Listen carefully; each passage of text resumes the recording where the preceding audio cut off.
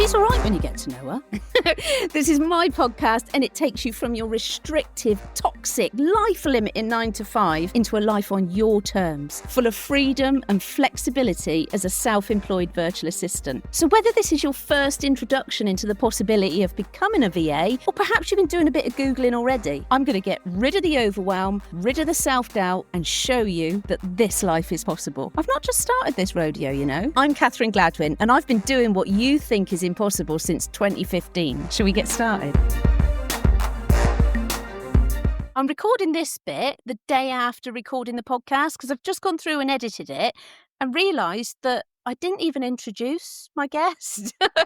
We just got straight into it. So today, in this episode, I'm joined by Rebecca Shipton. And as the episode goes through, you'll find out more about her. I hope you enjoy it. I've hit record in case we get any beauties. Yeah, perfect. Thank you. This is really cool, though. I've never done anything like this before. And it's brilliant. Yeah. This software is called Alitu. So if you start your own podcast, I really do recommend it because you can edit it in here and it's just great. Wow. There's even a button that takes out the ums. Really? Oh, wow. That's Yeah. good. That's good. So I really do want to thank you. I mean, it was one of your goals, you said, to be on a podcast in 2025. And I kept seeing you pop up on my thing and I thought, she just keeps talking to me. You're just authentic. Honestly, you're just authentic on social media. And it's so hard for so many people to do that. And I thought, I need you on my podcast. And I thought, not in a million years did I think you'd say you would. So I'm so grateful. Thank you. Oh, well, no, thank you. As you say, it is really weird because I literally did write. I was going through my achievements of the past year. Oh, And, I've been lucky enough to be part of the Pretty Little Marketer community blog. yeah. I have done talks for Adobe and things which were kind of like unexpected little achievements this year. And then so upon reflection, I was like, okay, well, what else do I want to do? What's And left? yeah, being on a podcast was one of the. I think I wrote 3 extra points. Being on a podcast, get invited to a marketing event of some sort of prominence. I reckon there could be. You have just got that energy, the right tenacity, and you come across so confident that it's a thing that so many of the people that I'm lucky to go on the VA journey with that would just take off you, that would want, some advice on how to do that, and they would pay for that, because it's just so hard. And as we go through this podcast, there's some highs, there's some lows, and there's some fun bits. But straight in to say, I've already thanked you, Rebecca, for coming in. You've mentioned that you're part of the Pretty Little Marketer team. You're one of their virtual columnists. You've spoken on stage for Adobe. You've worked with Gymshark. You're a mentor at the Fashion Retail Academy in London. And I've just seen, actually, that you're a judge for some social media awards. But I'm not Yeah. happy about that because you should really be nominated for something like that, yeah? That is, to be fair, another one of the 2025 achievements to hopefully be, appointed with some sort of award or recognition. But yeah, there's a lot going on at the moment for sure. Yeah, I mean, I put on my notes, everything that you're doing, where do you get your energy? Because the rest of us have only got 24 hours in our day. How do you manage everything? Have you just got a great Asana board or how are you doing it all? So, yeah, it's really interesting that you say, we've all only got the 24 hours in a day. I think it was Molly May that kind of first came up with that phrase, but I actually, it might be an unpopular opinion, but I don't actually like that phrase because I think it does completely disregard so many factors as to what makes someone themselves. Oh, you are so right. So, I mean, I do part of my content on LinkedIn, and I feel like I still need, and I do think this conversation is also going to inspire a lot more LinkedIn posts as well. Um, but I think like I do try to keep it like raw and real on LinkedIn because I think social media in general, it's very much like supposed to be a highlight reel. Mm. Um, and I think it's sometimes really easy to like to look at my LinkedIn profile still. And yes, okay, I might have funny posts here which are a bit more, relatable here and there. But just to put it into context at the moment, where I'm talking to you from right now, I'm in my spare room and my spare room is filled with things all over the place, from books from an old job to things that I haven't yet uploaded on Vinted, and my desk absolutely covered in there's multiple drinks on the desk. So even though it might look like I've got loads of things going on and everything like all together, my flat is definitely like a mess at the moment. I couldn't resonate any more with you. I mean, I love watching the Gladiators. The season's just finished now, but we've named me the accumulator because I will often that would be my gladiator name because I will often be sat here. I'm in my bedroom now. I'm sat in my window. I've got a lovely chair in my window, and I accumulate. I go downstairs for more food and more drinks, but I don't take the other cups and bottles down and the plates. So come the end of the day, I've accumulated. You've got to sometimes just let things go, haven't you? Those things on Yeah. Vinted can definitely wait because having to go to the post office once you've sold them is a right ball ache. Honestly, yeah. Obviously, it's not like a constant my flat isn't always constantly like this. It does Mm. definitely feel like it's like it more often than not, but at the same time, I think time on Earth is very short, and would I rather be, enjoying myself, or would I rather be, I don't know, as you say, Oh, taking my many parcels to the post office to send? 100%. It is about enjoying as much as you can. And I resonate completely with that 24 hours with everybody's being different because I mean I opened up to you and I said about my chronic health issues and you opened up to me as well about some mental health issues that you'd had. So it tomorrow or one day next week, your 24 hours one of those days might not exist because you're having to nurture yourself and take time out and to just reset, if you like, and allow Exactly. some space around you. Are you able to talk about how you cope with that? What sort of things came up, you know? Yeah, so I mean, with my mental health, it's one of those things where it's like I so have you ever heard of PMDD? Oh, I did. I heard about it on maths. So it's a premenstrual dysphoric disorder, and I was diagnosed with that. When was it now? I think it was 3 years ago. No, 2 years ago. Yeah, 2023. And essentially, it's PMS, but imagine PMS on crack, basically on Oh. steroids. It's the week before your period that essentially you become a completely different person. Vicky Pattinson, who I forget what show she was on, but she was on Oh, a Geordie reality Shore? show. Was Yes, it I yeah? think it was. Yes. Yeah. I'm pretty sure it was. She's a big advocate for because essentially she's been diagnosed with it as well, and she's very big on sharing her story and spreading awareness. But it essentially makes you feel like a completely different person, and you might have a day where you're like, I can't be bothered to do anything at all, but Yeah. it's literally like that for a week, but to the point where you can't even fathom, and you get I mean, I get overwhelmed with decision overload anyway. Yeah. Um, but it's just it's very hard, and some of the symptoms as well are, a little bit darker, so it's not just about the emotional reactions that you have, which can appear irrational to other people, but Mm.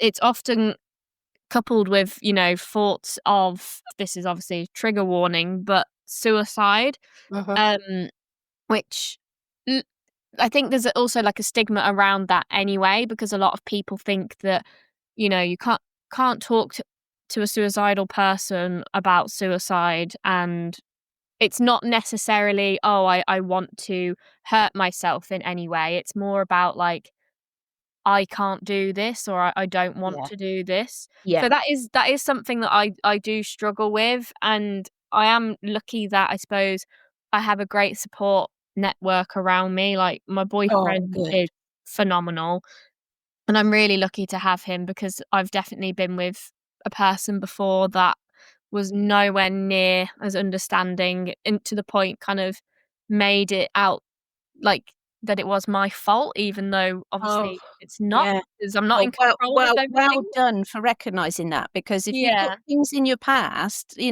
if your mum had been with somebody like that who didn't have the right empathy or the ability to have empathy, then you could have just thought, well, yeah, it is me. I'm going to stay with this. So, exactly. Yeah, God, the strength exactly. there. Yeah, yeah. So, So yeah, can I ask a couple of questions about it? Because it's fascinating. yeah, Because, of course, yeah. I mean, that like I said, the first time I heard about it was on Married at First Sight. This one of the best contestants on there. She was so lovely, but the guy that she was matched with, he couldn't cope with the PMDD. Right.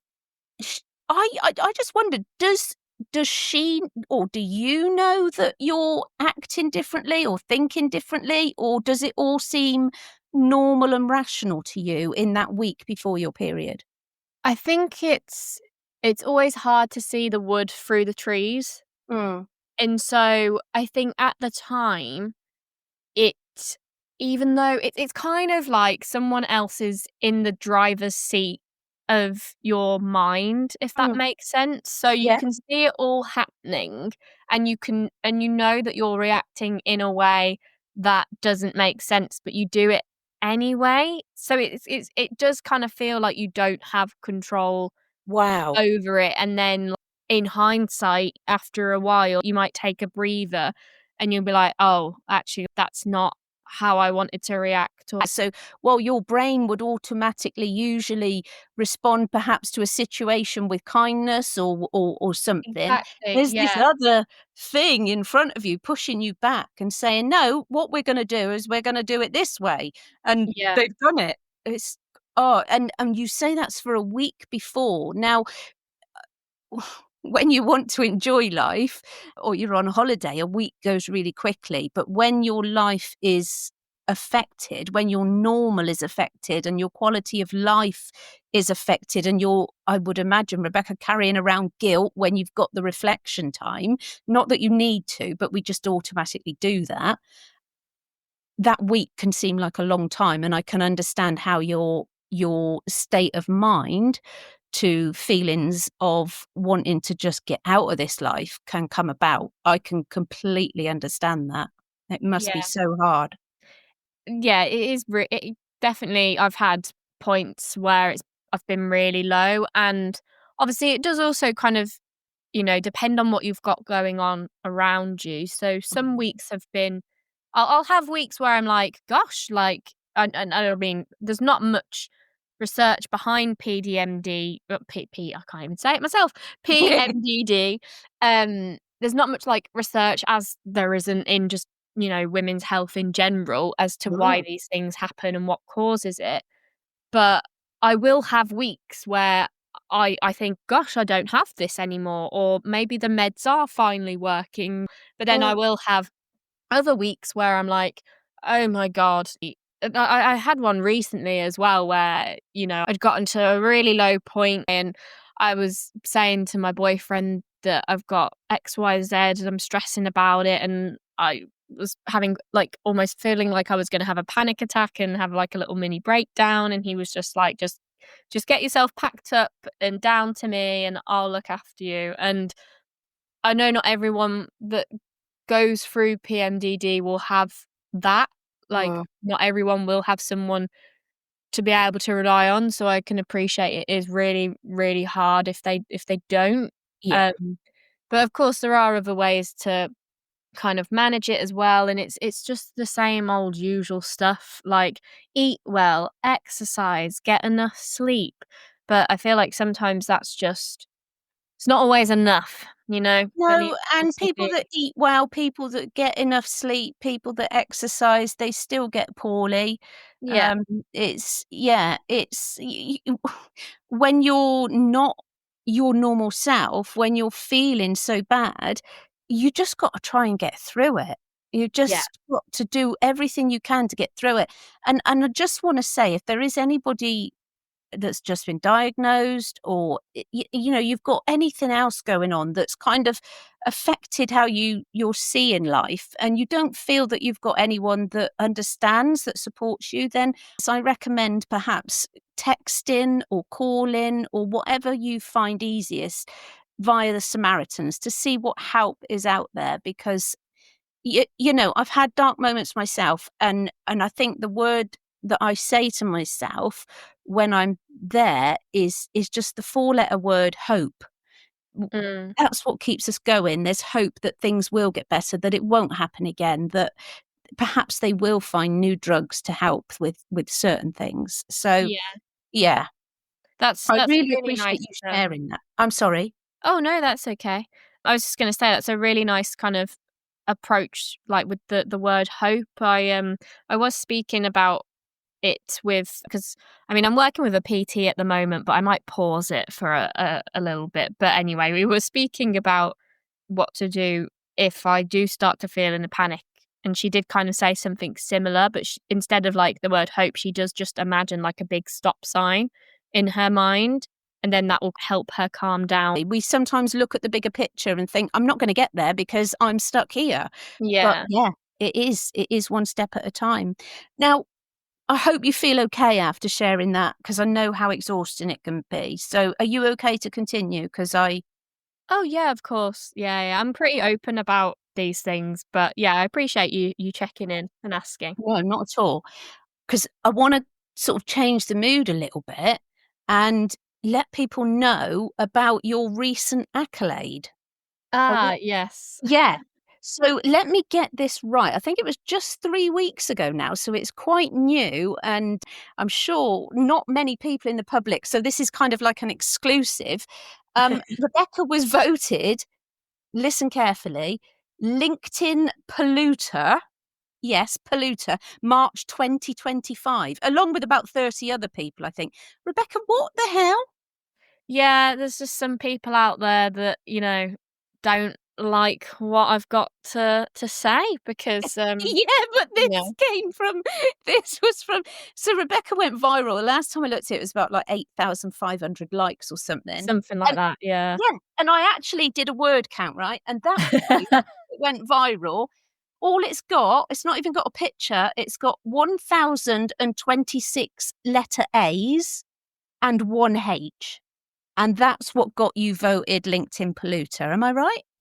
Yeah, and props to you for finding out how many A's there were in that post because I genuinely had no idea. I just kept pressing the buttons until I felt like I'd got it all out. And to be honest, I don't know I don't know how it went viral really. I scheduled it for, like, my day off. I actually forgot that this scheduled scream as such was going to go live, Brilliant. and I opened my notifications, and I ironically probably just felt exactly like the post that, I'd posted. Um, but I was just like, "Oh, okay, like, people are engaging with it." I just kinda left it. I don't know at which point during the day it then snowballed. Um it is mad because, as you say, it's won me an accolade, I suppose, this year. Yeah. Um, Which I'm you've hoping. also put in your headline, Yes, worst LinkedIn polluter March 2025 is now part of Rebecca's headline. yes, yes, I'm hoping I get to add the April edition as well. I'll be looking out for it. But it is mad because it's also inspired, like, other people to create similar posts.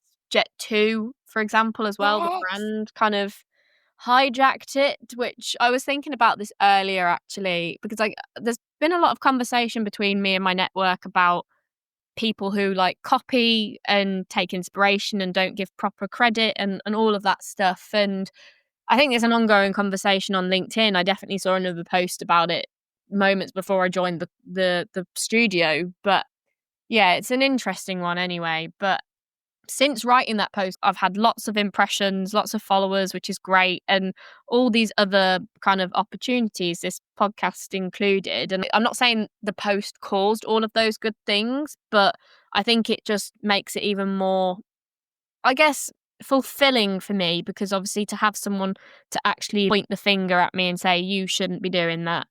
But then I've got all of these other things going on. All of the positives, yeah. And do you know, we were having a conversation yesterday in my Facebook group. I run a Facebook group for virtual assistants, Yeah. and a conversation came up yesterday about being professional.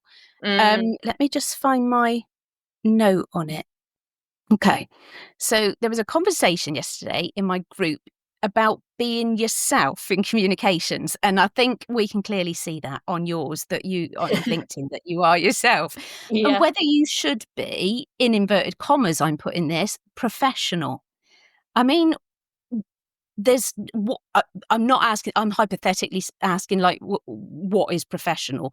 I mean, I mentioned that me personally, I'm quite incapable of fluffing things up. When I first emailed you, I had to just really think about what I was putting, because all I wanted to put was, "Oh my God, you're brilliant. Will you come on my podcast?" And I thought, no, I need to sell it to her in some way. And when I was employed, I received some, again, in inverted commas, feedback. And this guy had said, I need to be a bit more flowery in my emails, instead of just putting, "Can you do this for me, Yeah. please?" I always put a please. So what I started doing was just adding a flower name to the end of the emails. So it's like, "Can you do this for me, please, tulip?" Or like bluebell or something like that. It's just, but uh, also going back to the post in my Facebook group, a lot of people were saying, "Oh, well, I start off professional with a client, um, Yeah. then I become myself." And I'm a real advocate for being yourself straight away. Don't mean go straight in and call somebody a "see you next Tuesday" or something like Yeah. that, if that's Yeah. part of your No. repertoire. But, you know, I used to start my emails with "yo," and yeah, it's just like, what are your thoughts on that? On, because you work in a freelance world, tell me. I'd love to know what your thoughts are. Yeah, so I'm very much for being yourself. Absolutely. I mean, obviously, you do have to. It's a weird one, because I have worked in both environments that have been, you know, let's go with the Gymshark example, where that culture, best culture I've ever had working in. Everyone knows the line. So like you can have a laugh, you can have that bit of banter, but also you're gonna get shit done, Right. because you're all aligned with the same mission, you all believe in the business and the brand, and you just want to make good good work, basically. Yeah. And then I've been in other kind of scenarios where it's just more of than anything, it's probably like a cultural thing and like ways of working, which has been like really interesting to kind of, I guess, learn about and kind of learn how to adapt to. There'd be other areas that are a bit more, not, I wouldn't say that it's professional, but just reined in, very cold, straightforward, to the point. Yeah. Everything needs to be in Asana or Atlassian, Jira, all of that stuff, and not much time for pleasantries. But Mm. as you say, like from my LinkedIn content, I feel like I am gonna be definitely more receptive to the people that bring a little bit of uniqueness and a bit of them to the Wow. message. I got a LinkedIn request from, I can't remember his name now, but this guy sent me a request today, and he basically just said, "You're pretty good at this social media stuff." And I just said, and in response, I was like, "Thank you. I might consider doing it full time." Um, and then he was like, "Oh, I hear they hand over cash if you do that, big amounts of cash or whatever." And I just said, "Haha, that must be a myth." So, like, I think interactions like that, they stand out against all of the, "Hi, hope your email finds you well." And I'm like, Oh. chances are the email is not finding me well. So Oh my God. It's one of my biggest bugbears. it's like what I said earlier, life is too short. What's wrong with just, like, adding a little bit of laughter here and there? Mm. And I think, as I say, it's just the ones that do bring that personality truly stand out. Talking along the professional lines, just so my words aren't taken out of context, I'm not, to the listeners, I'm not saying that you shouldn't be professional, that you should just drop all professionalism, but Of course. ensure that you're adding your own self to things. That is the kind of enlightening moment when you are your own boss, when you become a virtual assistant. You can be yourself. You don't have to worry that you're going to upset Janet in accounts, or Exactly. you can you can bring your humor, your uniqueness, because you are unique. And it helps to draw people in, like Rebecca said about the message that she had from the guy today wanting to connect. It brings people in that get you, that aren't gonna be toxic. And that's, I know, is what a lot of people that listen to this podcast that want to get away from their 9 to 5, they're in toxic environments. So it helps with that, definitely. Yeah. Yeah. And what a thought that helps me kind of get through that as well. It is okay if you're not everyone's cup of tea, because I'm not a cup of tea. I'm a iced matcha latte. Like, not everyone is going to like me, but that doesn't stop other people loving me and me loving myself. So Yeah. yeah. Oh, I love that. No, brilliant. It is a big thing, isn't it? Because you do want to please other people. You don't want to have negativity around you, but it Yeah. it it really is impossible to make everybody love you, if you Yeah. like. So I am just looking at my questions. I love the questions, by the way.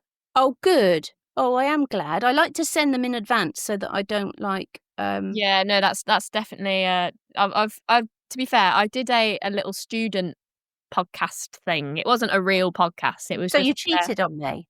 No, no, no, no, no, no, it wasn't a real podcast, so Okay, don't okay, worry. okay. It's I'm not noting that. it's not going anywhere. It was just for the students' work, and I thought, "Oh gosh, like, I could have benefited from having the questions before," but as I say, she was a student, and it's all, all good, all good. Now, there's something that, we've already sort of talked about mental health and going viral and all these notifications and things like that. And sometimes, we've talked about the positives of the going viral, but there can sometimes be a fine line between getting lots of comments, putting yourself out there, and it not being a positive experience. Now, I don't in any way want to put people off doing social media, so I'm just trying to word this properly. And uh, sometimes you will get people that think their opinions need to be shared, and sometimes you see some god awful things on LinkedIn, on Facebook, anywhere. I mean, just last week, a woman called Pat, she'd put a nasty comment on a celebrity's post. And I just said to her, why have you put that there? This person's human. It Mm, can really affect somebody. And she was just like, well, if you put yourself out there, you got to expect it. But what yeah. it's not, and it can affect you. Do you have any tips on how? Because I'm sure you've had it. I mean, that LinkedIn polluter, first of all, it must have you may have thought, like, "What the hell? What have I done wrong?" Do you have any tips on how to deal with it, or what do you do?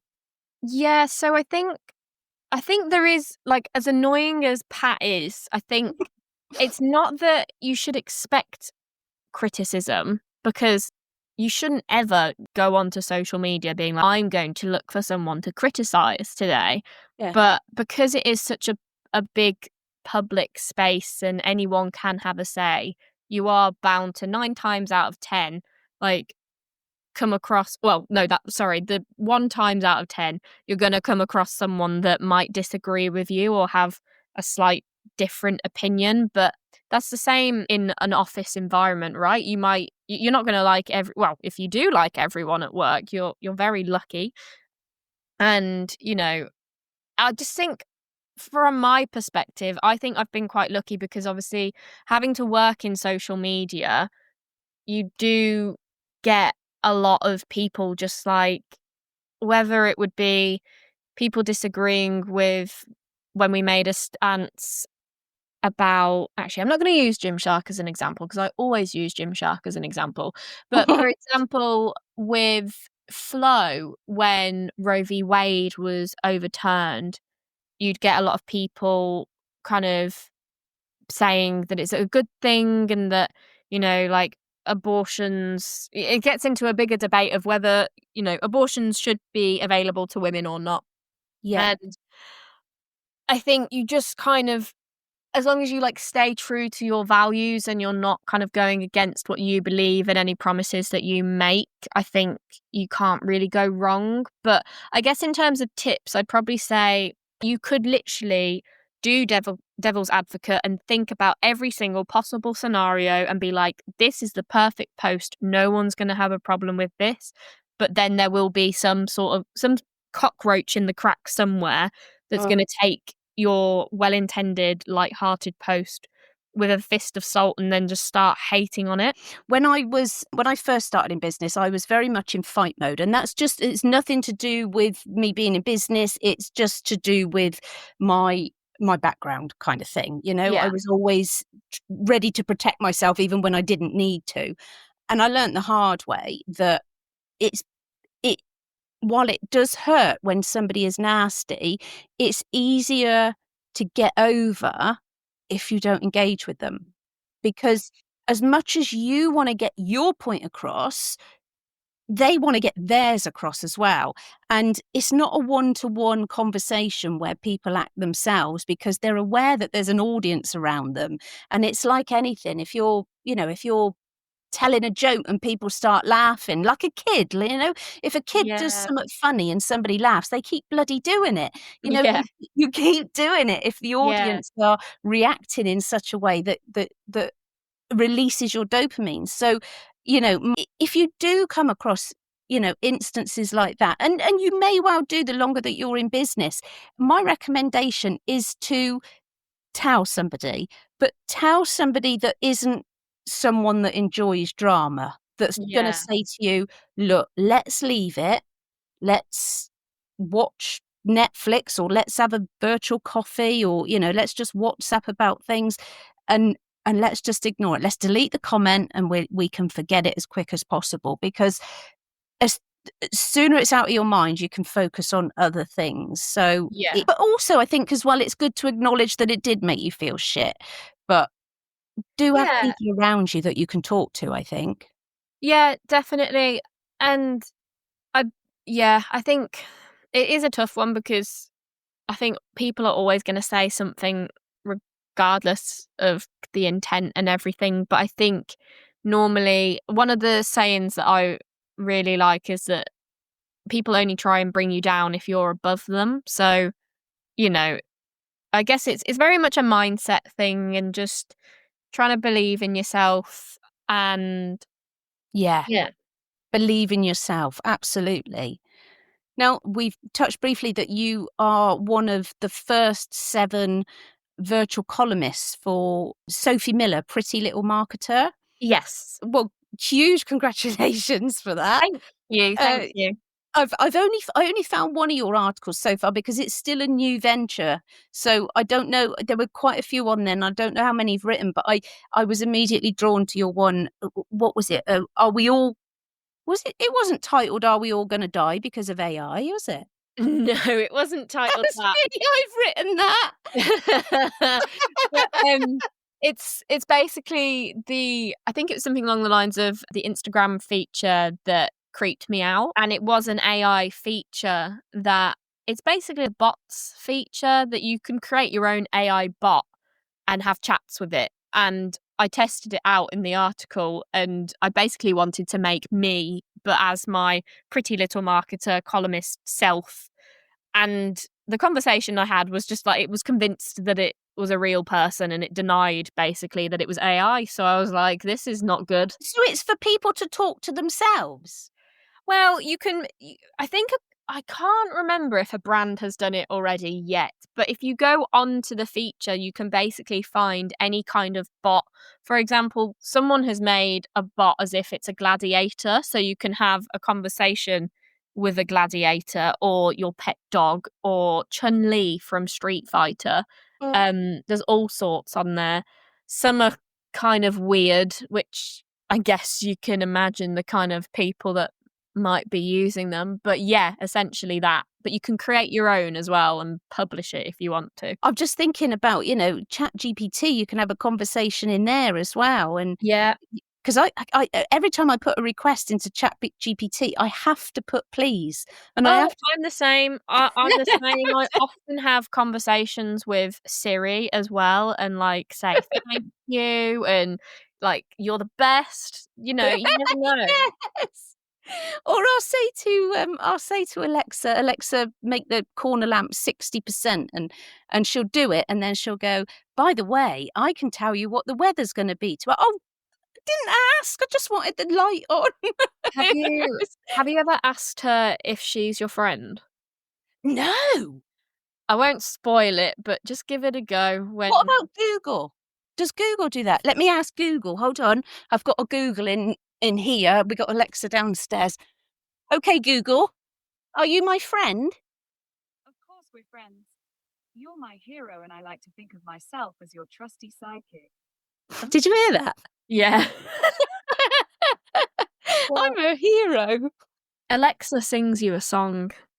Oh no. Yeah, she I can't remember what it is, but I remember asking it.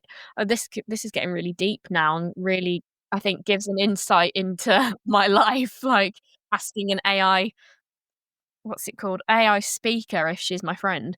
Um, but yeah, she sings a song, and it's quite cringe, and then it makes you regret asking. So yeah, Mine probably won't hear. I think mine has got selective deafness, just like my boyfriend. But yeah. yeah, I think they're conspiring against me. My dad's got that as well. Yeah. Oh, for goodness! Well, my dad had it as well for years, and as soon as he got dementia, he forgot that he had it, and he could Oh. hear everything. Oh, well, there you go. Yeah, he's been totally putting it on. But look, before I let you go, I wondered if it would be okay to maybe get some tips for my new and aspiring VAs, even if it's just one tip, or maybe just give them a challenge, something to break them out of their comfort zone. Absolutely anything you want. I've just sprung that on you, so I do apologise. No, that's okay. I think creating your own posts and content can seem a little bit daunting, but I think something that, and I do enjoy doing this just because I like making people laugh and making people smile or, Yeah, feel any sort of emotion really. And one way of doing that is by commenting on other people's content.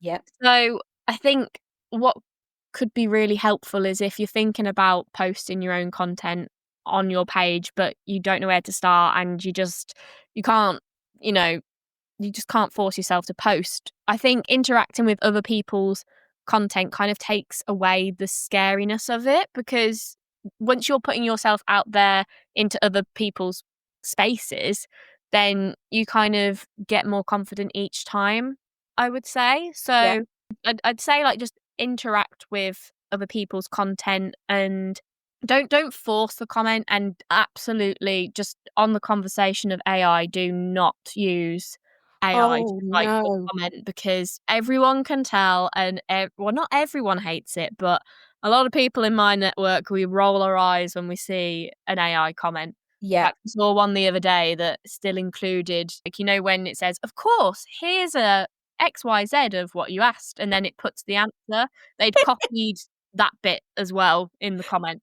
Um, No, I mean, you also know as well when somebody's commenting on yours with AI because yeah, I usually reply with, "Are you using AI?" And then it yeah, never comes back with anything. exactly. Yeah. But So don't that's don't comment just for the sake of it and don't force a comment, but if you see a post and something instantly comes to your mind, do it and make that connection and add value because that and will be how it starts. and I've just thought of something. I mean, never think that your comment's going to be a nuisance because the person that's Exactly. written that post welcomes as many comments as possible. Exactly. Even if they are calling you the worst polluter of March, but it's all good. Now, Rebecca, I promised that this would last like 30 minutes. I honestly could talk to you all day. Likewise, to be fair. Say again. Likewise. Oh, well, maybe we should do a part 2. Oh yeah, if the people want that, then yeah. Oh, I'd be yeah, up. I reckon they will. They're just a brilliant, lovely bunch. But before anybody, this is really important for my listeners. Please, and please, don't send a connection request to Rebecca. Just hit the follow button because otherwise she will be absolutely inundated with DAs and they're not her demographic. So just hit the follow button and please just do that for me because I've been in trouble before with people sending them over to LinkedIn and I get a DM saying, have you put an announcement somewhere about me? Oh god. Oh gosh. Yeah, no, I appreciate that, but Yeah. always happy to have a comment on a post and things like that. So. Brilliant. You're just brilliant, honestly. It's been a real pleasure. And yeah, everybody that's listening, this is always released on a Sunday. So yes, Sundays are actually a good day for commenting because people are getting back into things. So Yeah. spend your evening while you're watching Antiques Roadshow commenting on people's posts. Yeah, exactly. Yeah. Thank you so much. Same, like I've loved it, and as you say, I could genuinely just keep talking. Yeah. Now enjoy your weekend. You too.